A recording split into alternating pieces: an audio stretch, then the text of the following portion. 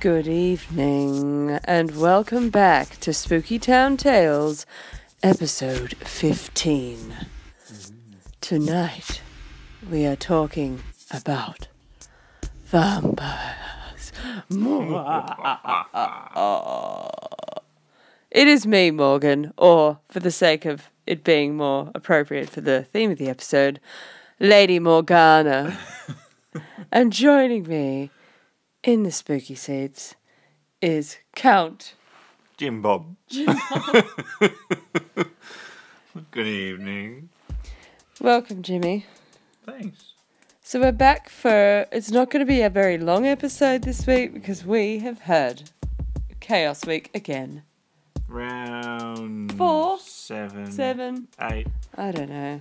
But we had a few messages and we were missed. So, and you know what? We missed doing it as well. Yes, true. It is one of our favourite things to do in the week. We look forward to it. Putting together another spooky episode for you and recording it and bringing it to you is one of my little highlights. Yeah. I'm rambling. Mine too. Even though I'm not a great deal of use, I thoroughly enjoy hanging out. So I've scrounged together an episode on vampires because I know if you are like me, vampires have been a pretty integral part, well, for most people. If you enjoy spooky or dark things, generally, well, most of our culture in that genre is saturated with imagery of these dark beings. Yes. The undead. They'll crop its weary head every now and again. It's weary head. They're everywhere. And I have done some digging to see where the hell the whole idea of a vampire came from for you this evening. Ooh. And I tell you what, it does not match Hollywood's picture of... It does not match at all. And a lot of it makes so much sense as to how people really, truly believed in these, you know, creatures of the night. Yeah. But how amazingly romanticized Hollywood has made them. Made it look like a good thing. Oh, Just yeah. Completely different. Oh, yeah, just made it so much prettier than what was going on in the Dark Ages when it was, you know, when people had truly believed that these creatures were out there. And so we're going to go into some history. I've got a couple of cases, very weird cases of so-called vampire encounters through history that people have genuinely thought. And, you know, admittedly, they are a bit odd. But then you pay into that, you know, you've got to sort of take into account when it was going on. Yeah. And the ignorance is what gets me. Then I'm going to go into what it was actually happening that was making people think these people were vampires. So I've got a scientific explanation, a medical explanation for what was going on. You done your research. I've done my research, even though it's been a busy week. So if I sound like I'm falling asleep, it's probably because I am. Yep. But I'm going to push through and try and get this done. So I'll shake you. Yes. So are you comfortable? Are you wearing a cloak? You should be tonight whilst listening to the vampire episode. Have you got a drink? Preferably blood. No, please don't drink blood. It's gross. It's gross. Red wine will do. Symbolic. Prepare to be spooked. I'm really sad because I've just paused the recording to get my shit together and Jimmy did the best joke So there I was, and I was counting like the order of what I'm going to read first. I'm going to try and replicate it. And I said 1.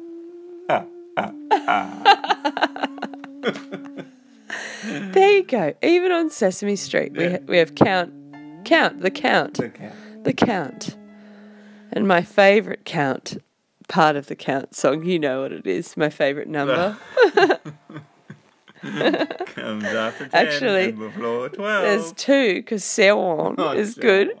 But then it goes on to say 11. It's so good. Anyway, we'll get back to grown-up stuff. Can you tell we have young children? Yeah, you can.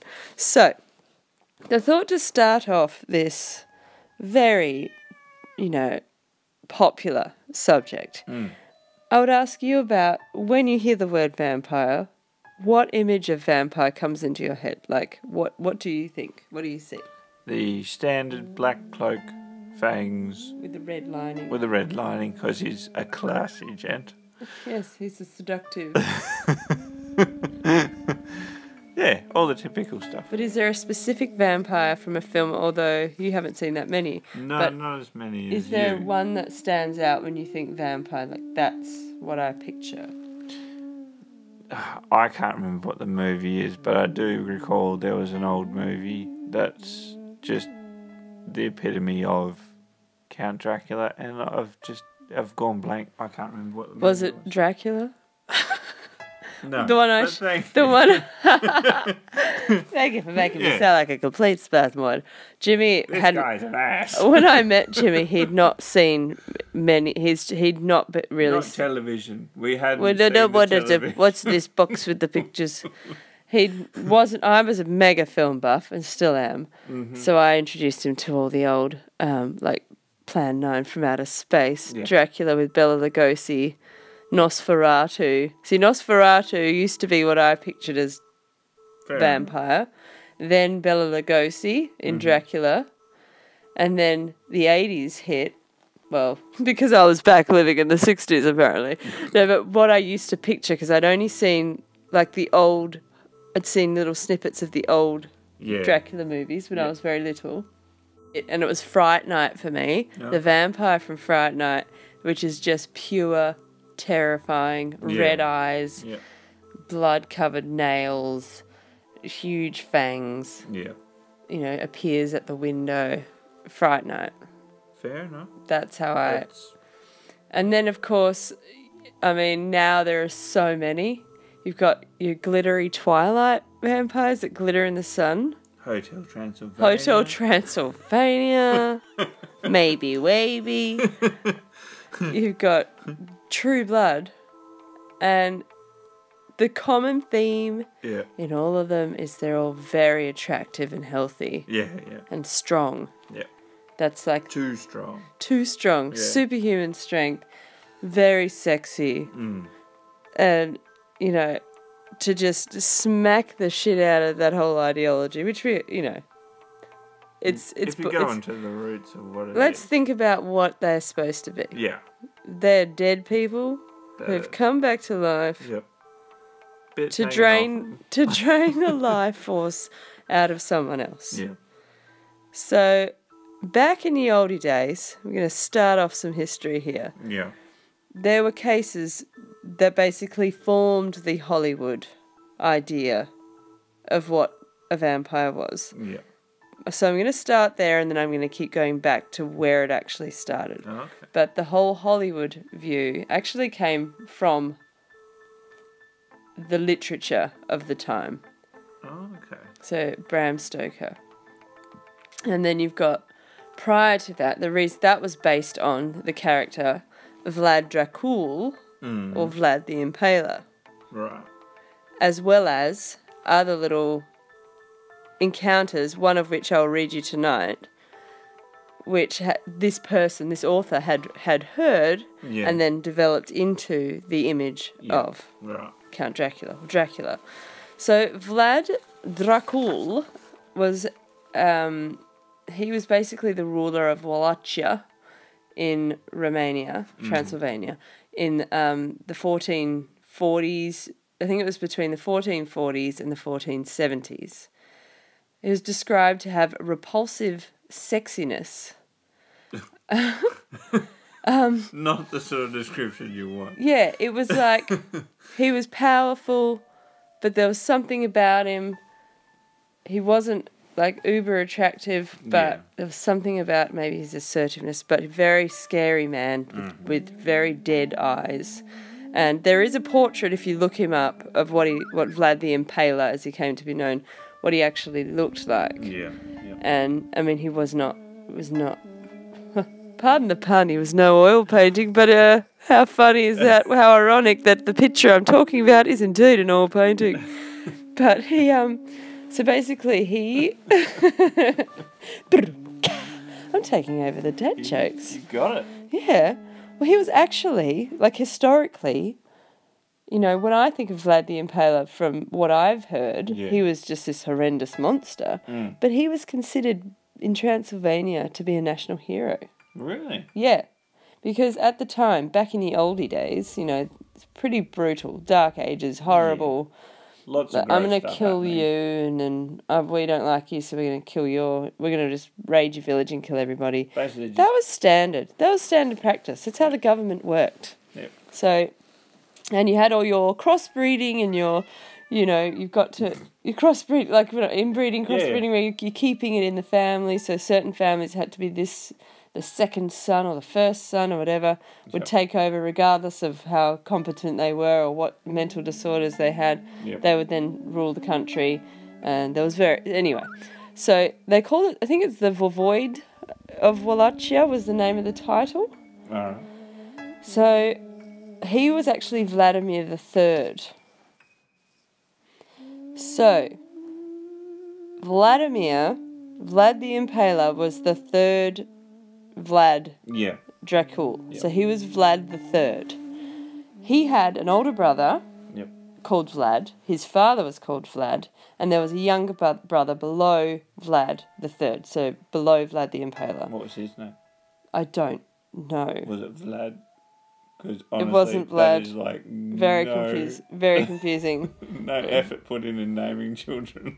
I'm not even joking. His cousin was Vladislav. Okay?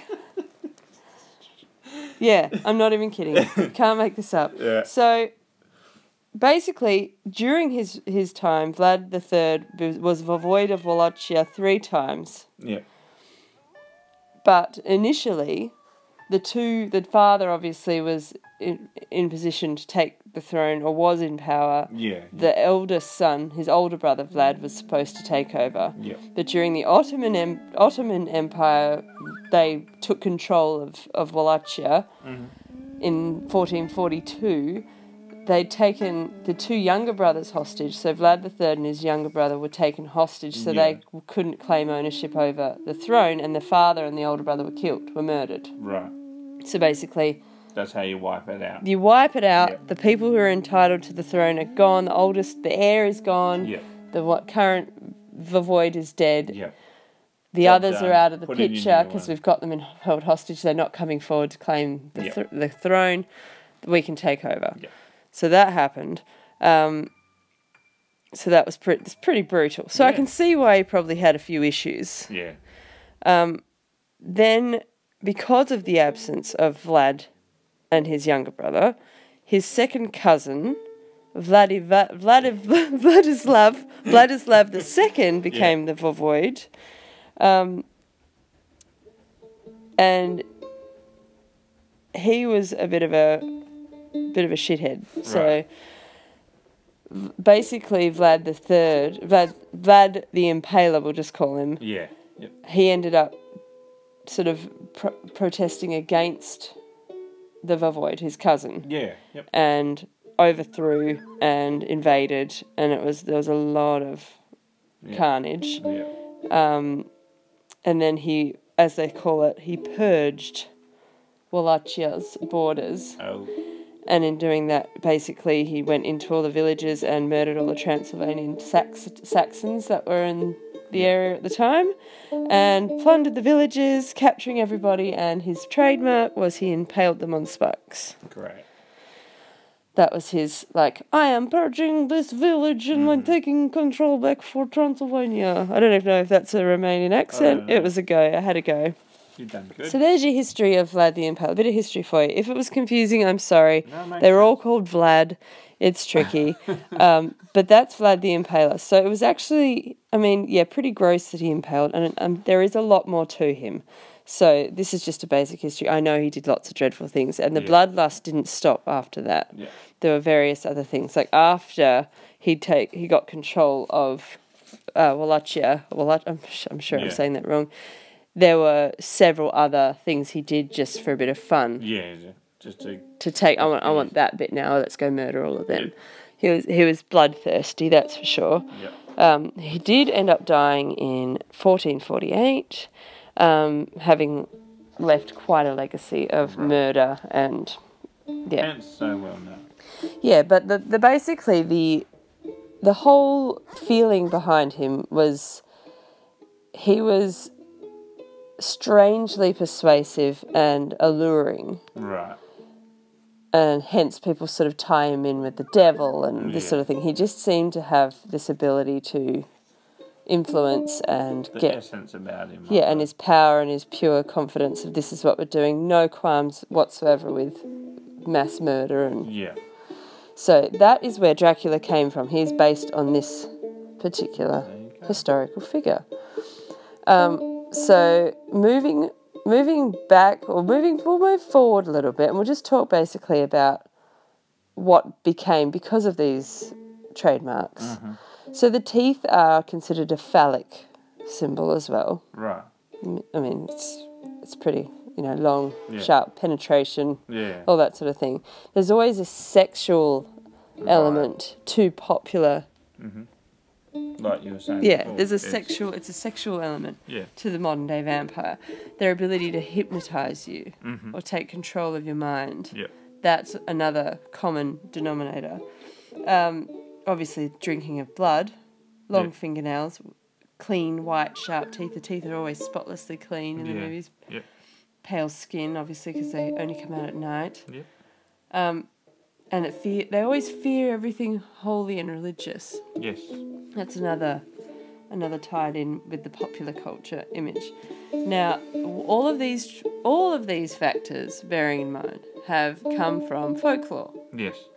So it's been turned into a beautiful image of, you've got your Brad Pitt, an interview with a vampire. You've got your, what's his name? Stuart Townsend, even in Queen of the Damned, very beautiful. Mm. No. All the modern day vampires are very attractive, very alluring. Never mention stink. No. I mean, the first thing I think of undead is smell. Of course. And that's where I'm going to take you on a very gross historical journey to describe to you where the folklore began. Right. So straight off the bat, I'm going to just hit you with it. Vampires were misunderstood diseases. Makes sense. People didn't understand that germs and infections could be spread from person to person back in the old days. Yeah. So basically, every single sort of outbreak of vampire cases or incidences were always during an outbreak of tuberculosis or the plague. It always coincided. Yeah. And basically, when you look back and everything I've read, the experts have said it's basically ignorance and people and superstition and people not realising because this person died and they were in your house and they had an infectious disease, that is why once they died, the rest of the family are dying because they've caught the disease. They didn't understand that it was something you could catch. Yeah. They believed it was a curse. Makes sense. Okay? So this is what basically the roots of where the vampire folklore started. Yeah. It was from the spread of very bad diseases like the plague and tuberculosis, or they used to call it consumption. Another symptom of consumption, coughing up blood. Yeah, all right. So that ties into it. Absolutely. Also, yeah, it's basically that was where it began, was just the lack of knowledge about disease. Yep. And not knowing that if I am in contact with someone who's dying of this illness, I'm going to get it and I'm going to die too. Yep. So they would, there'd be whole towns where masses of people would all die at once. They'd be convinced there was someone coming, because a lot of these diseases, you'd get so lethargic and drained, you couldn't move. People were convinced there was someone sucking the life from them. Makes sense. That's where it started. People hallucinated. Yeah, yep. People just were superstitious in general. At the best of times. So they'd think, it's him. He's come back. He died. Now he's come back. He's taking my life force. Yep. So it all coincides. Now, it doesn't just stop there. Now, from everything I've read, people were messed up in the old days. Like, when you died and were buried, they didn't leave you buried. Ooh, They dug you up all the time. Like, people dug dead people up all the time when it came to this sort of thing.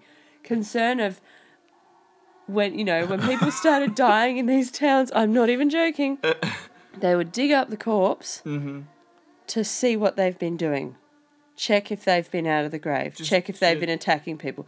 We'll just dig him up and just check. Okay. Come on, guys. Now, another huge, huge contributing factor to the theory and the myth of a vampire. Mm-hmm. When a body decays, another thing they were completely ignorant about. Yeah. Your skin retracts. Yeah. It withers. Yep. Revealing your teeth. Your teeth look larger because your skin retracts. Yeah. Your teeth become more visible. Your nails look longer because that's withering. It's decomposing. Yeah. So your nail bed becomes longer and it looks as though you've got longer nails. Yeah. You look more skeletal and scary. Yeah. There's another thing that happens to your body.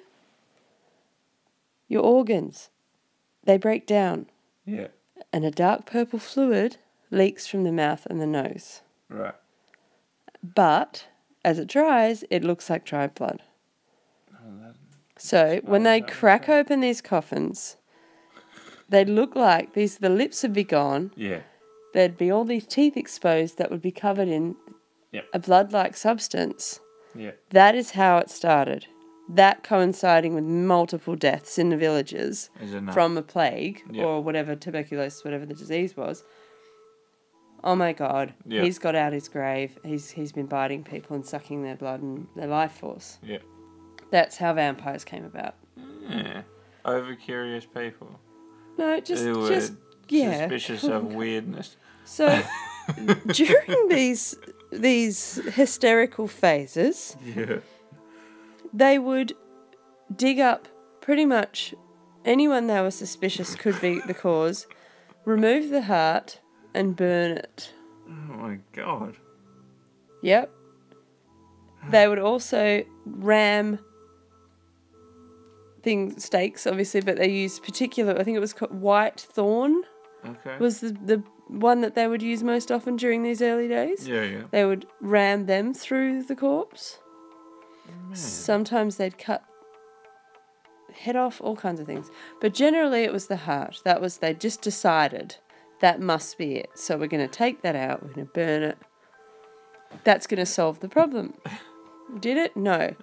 Now this it gets weirder, okay? It can't get too much weird. It gets weirder. So this is how they were just going to try anything. Yeah. Another cure, they thought, was to remove the heart of the corpse of this person they believed was the cause of the start of it all. Yeah.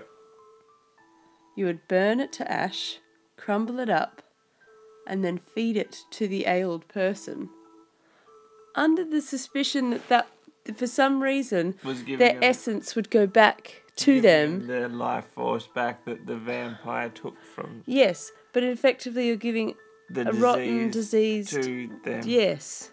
Helping, some would say. And they would always die.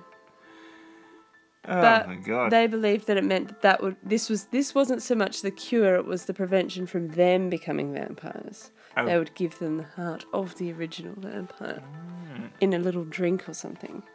So I'm not making this up. This is what people actually did because they truly believed it wasn't the plague. Yeah. it was a supernatural thing. They were coming out at night, and they were trying, you know. It's incredible. Yeah. They needed televisions back then or something. They just needed goddamn education. This is why you got to stay in school, kids. Stay in school. Now, along the lines of this weird, yeah, it's bad. So, in Venice, so this wasn't just one area. This was like, it was common in most cultures because obviously disease was prevalent. Disease was, yeah, and it coincided. People just assumed there's something more going on here. Yep. So in Venice, they would, whenever there were outbreaks of the plague, they would bury the dead with a brick in their mouth. Okay. To prevent them from, you know, being able to bite people. That's how they honestly believed. Now, they called them strega, which it was basically they'd put the brick in to prevent them coming back as a vampire or a witch. Wow. Now, let's take a little trip across to Germany, where they call them Nachzinas. Nachzina, someone correct me if I'm wrong, which translates to after devourers. Oh, nice. I don't like this one. This is really gross. But these guys didn't leave the graves. They would chew on their burial shrouds. Oh. Again, it's to do with the purge of the fluids. Yes. Yep. It would cause the shrouds to sag and tear. Yep. And it would give the illusion that it's been chewed by the corpse. But they would dig up bodies and go, this one's an after chewer, this one's an after devourer, this one's a Nachzina. Wow. So they believe that they caused problems above ground, but were most active during plague outbreaks. And there's a little theology, a Protestant theologian. Sorry, guys. He wrote a little passage on the chewing dead. He accused the Nachzina of harming their surviving family members through the occult and advised people to stuff the mouth with soil or a stone. Wow. So it was actually like religious groups who were advising townsfolk. So the people that, you know, they looked up to, because the church was considered to be, I mean, nowadays we know better, but they were advising people to bury the dead with stones and soil in their mouth because they honestly believed that they were chewing on their robes, but they were also just causing grief for the families. Wow. Yeah, by the 18th century, though, Pope Benedict, I think it was the 14th? 18th century? Anyway, Pope Benedict came out with a statement that it was a fallacious fictions of human fantasy and that you need to cut it out. So basically he nipped it in the bud. He's like, enough's enough. Yeah. It's disease. So, but it carried on, obviously. It kept going. Romania and New England, the anti-vampire trick was that you would, they were the ones mainly to cut the heart out of and burn to ashes and then feed to sick people. Yeah. So both New England and Romania practiced this as an anti-vampire prevention. Still to this day, there are people who are claiming they're vampires, and we even have a young, well, I don't know how young she is now. There is a woman in Australia who claims she's a vampire. Oh, okay. Yeah, she's a bit of a nut bar. She drinks her boyfriend's blood regularly. Wow. Her name's Georgina. Such a vampire name. It is. You can look her up. She believes that she's a vampire. She's always enjoyed the taste of blood, and she said she never got a high quite like off drinking someone else's blood. Oh. And when she was a kid, she'd drink the blood from her cuts. And that's how she worked. It's such a high school thing, but she's just not let it go. But apparently she does. Apparently she does regularly drink quite vast amounts. Wow. I wonder what that does for you. Like, I wonder if health-wise it's it's got to have some kind of bad effects on you. I don't know. Any doctors out there that might be able to answer this one for me? Absolutely. And in the 1960s, Sean Manchester, who was president of the British Occult Society... So no vested interest in this at all. No. No. He claimed that a vampire was causing people to see strange things in the Highgate Cemetery. Whoa. The newspapers covered the story, but a lot of people had said they had seen a tall figure with burning eyes and other spectral things floating above the cemetery. Oh. So that became, there was a little bit of a hysteria that there was a vampire. Yeah. Back then, cemetery. And you got your popular culture feeding into that. So I'm going to read you now some very interesting cases of supposed vampires throughout history.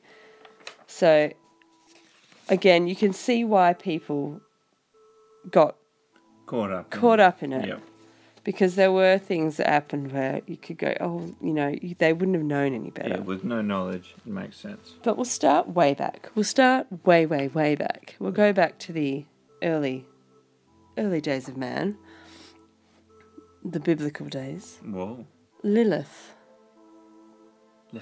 Hebrew. Lilith. Supposedly Adam's first wife. Oh, of course. Yeah. Never heard of it. Lilith, I have. Oh. Well, there was a Lilith in True Blood as well. They've even featured her, and they've even... Wow. Most vampire trilogies or whatever will bring up Lilith. Oh, okay. She left Adam because she would not be subservient to him. Makes sense. In history became regarded as a demon succubus who rapes men and sucks the blood of infants. She's claimed to be able to shapeshift and have talons for feet, but she's also a barren woman who eats children out of jealousy.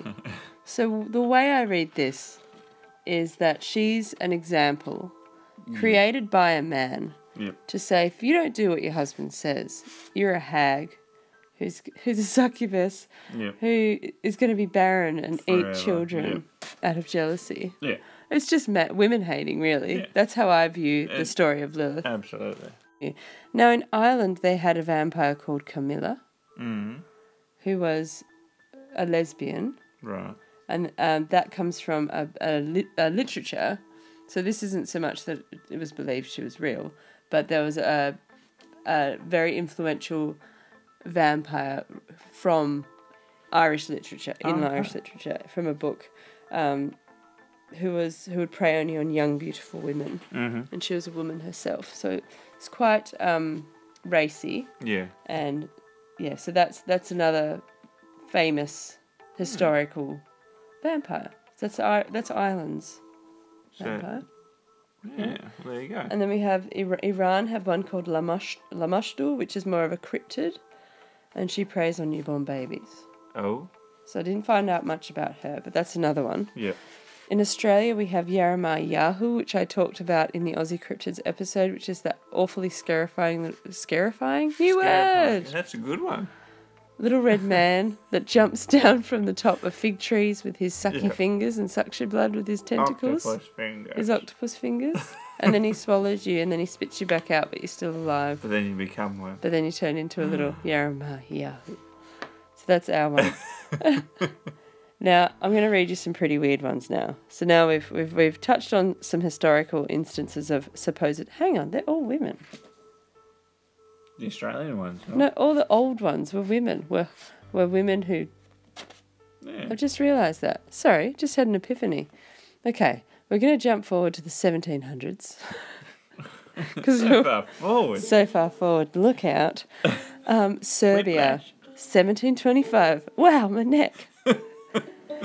1775, a bloke called Peter.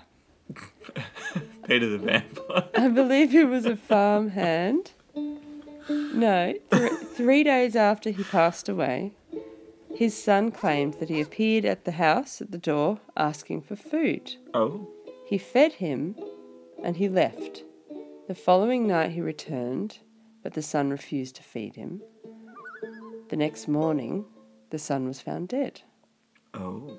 9 more villagers died after that. All complained of feeling exhausted and had lost large amounts of blood. All dreamt of being visited by Peter. So they exhumed his corpse and found his body perfectly preserved and his mouth was covered in blood. Mm. So that's pretty weird.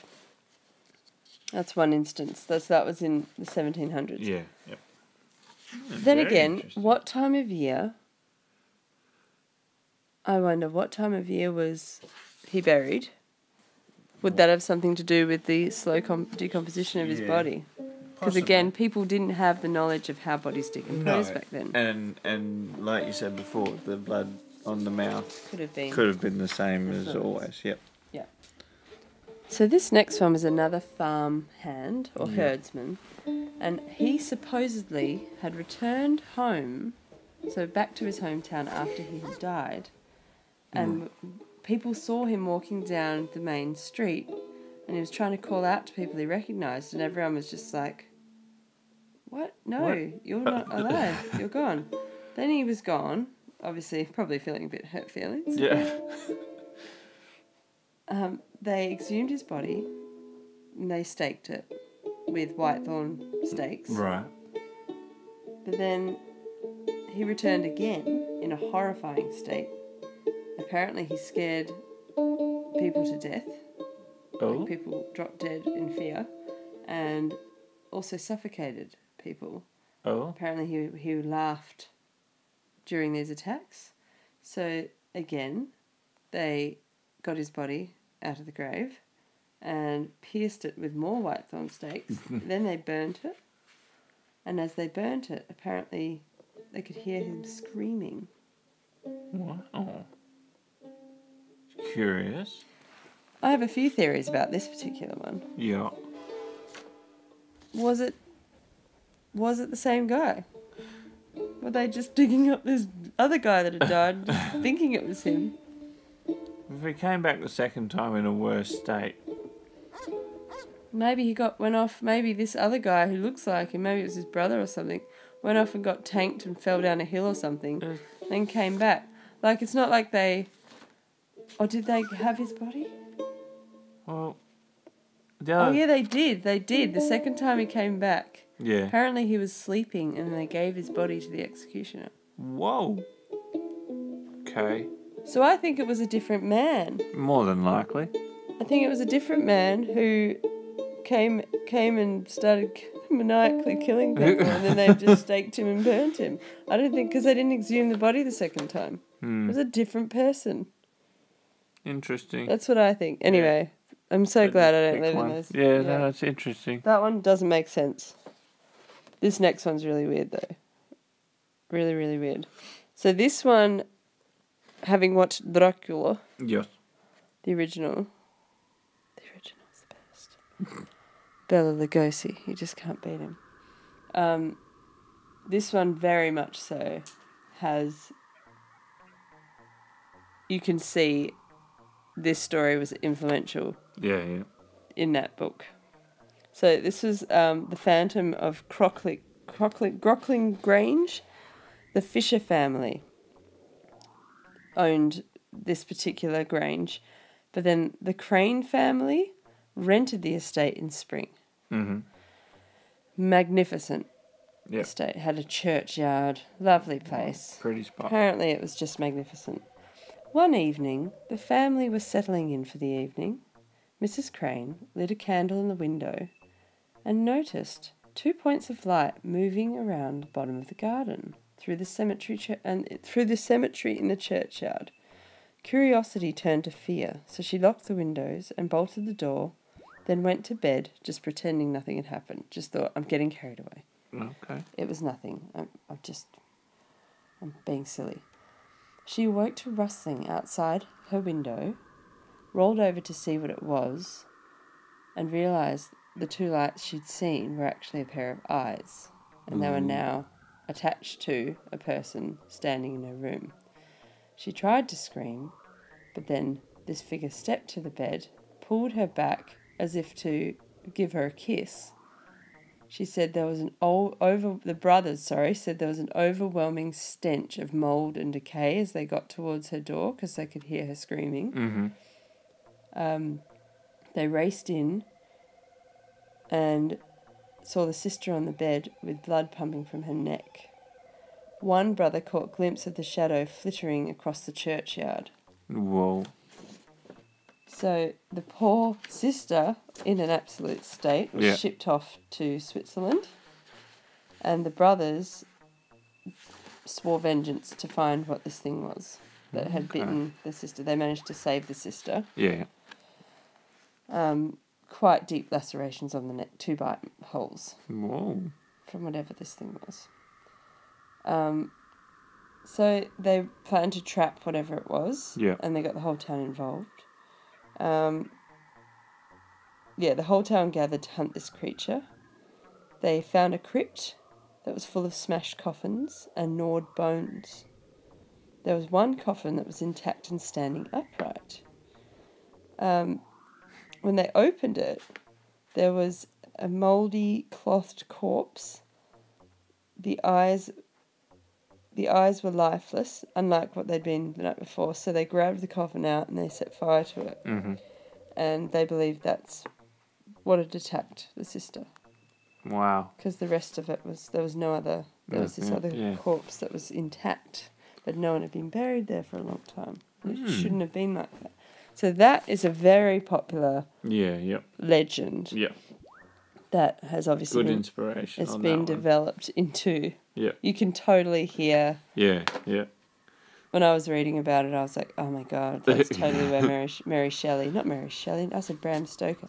Mary Shelley's Frankenstein. Bram Stoker did Dracula. Oh, I feel so stupid this evening. Oh, come on, you're doing well. So here's another weird one, where they just scares me how ignorant people were. Yeah. In 1582, in Silesia, a man called Canisius was fatally injured by a horse. So before he passed away, so it took him a few days to die, he was seeing ghostly visions and he felt like he was on fire. When he died, a black cat jumped on his bed. Having been buried in a crypt, people claim to have been visited by the dead man. Apparently, when he was around, he had smelly, cold breath. So this is more like it. This is what I would expect. Yeah.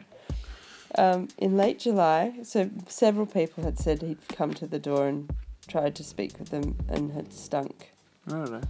So in July, they exhumed his body and found that his flesh was soft, his joints were limber, and his blood, when they pricked his arm, came out clean and fresh. Ooh.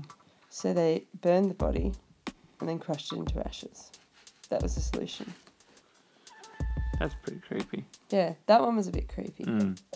But, I mean... Again. Could have been a ghost, if people believe in ghosts. Doesn't necessarily mean that he was a vampire. He didn't attack anyone or bite anyone. He was smelly, but... it was a smelly ghost. But you just got to wonder, like, that's the go-to. It's a vampire! Yeah.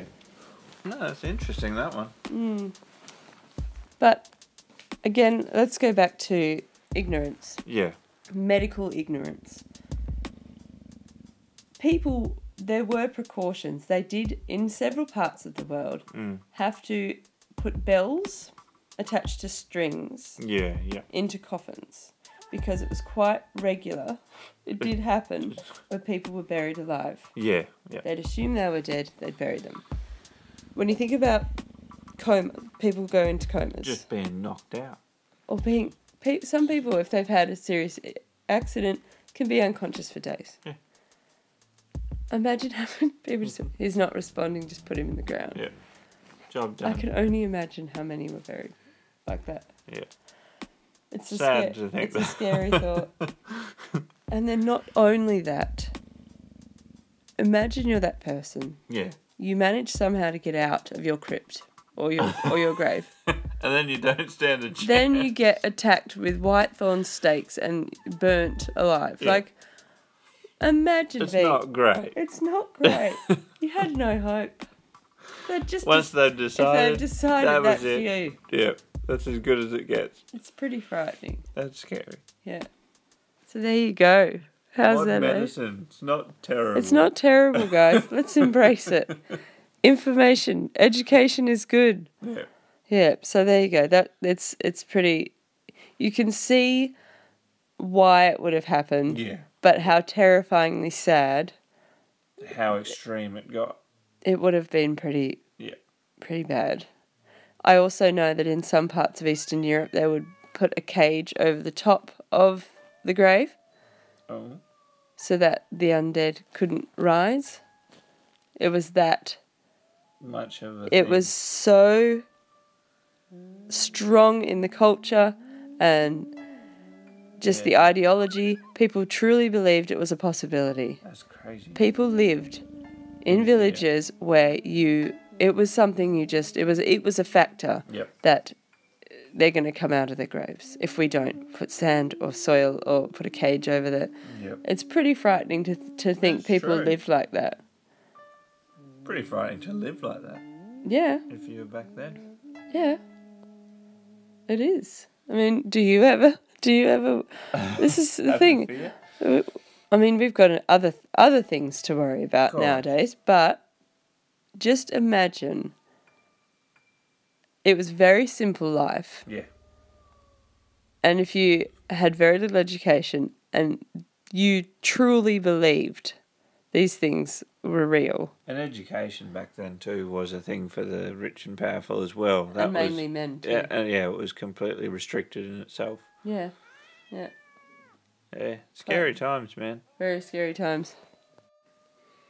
Now, I'm not picking on anyone who is into vampires. I think I fly the flag of if you love it, do it. Yeah. If it makes you feel good, you should totally do it. Yep. No matter how weird or out there it is, if it gives you joy, it's something you should do. And just so you know, if there's people out there that believe in the beautiful, sort of polished Hollywood view of vampires, or the Lestat kind of where there's secret underground bars, if you're interested, jump online, because I did find there are lots of little groups who claim to be vampire covens and have little meetings and little places. Just be very careful though, guys. But there is plenty out there of little there's a subculture. There is a vampire subculture. There is one in Australia. If you're interested in it, look it up. It's very interesting. And yes, there's even a bar is it in Melbourne? No, I'm not talking about the theatre restaurant Dracula's. Not talking about that. There is a little hidden secret underground bar, like in Blade. Yeah, right. So have a little look. Jump online if you're interested in it. I know I love vampire shows. Yeah. I do. I mean, completely outrageous, but I mean, so is half of the stuff we talk about on this show. But vampires is one thing that I will come up straight up and say, nah, don't believe in them. Yeah. And, I mean, hopefully this evening my information has also helped lay that to rest, or maybe not. You've done really well. A lot of research and really good information. Yeah, so if you have any vampire stories or just any interesting facts or tidbits that you've heard about vampires through the years, folklores or little stories that you've heard, let me know. And if you enjoyed this evening's episode, also let me know. I do apologise if it's a bit higgledy-piggledy. It's been a bit of a week again. It's been a history lesson. It's been a good one. It's been quite a historical one. Might have been a little bit boring. It wasn't your standard, this person woke up and there was, I didn't have many local stories. That was good. But this is interesting. I find this interesting and hopefully you do too. So, thanks for listening. This is Morgan. And Jimmy. Saying good night and stay creepy. Creepy. Bye.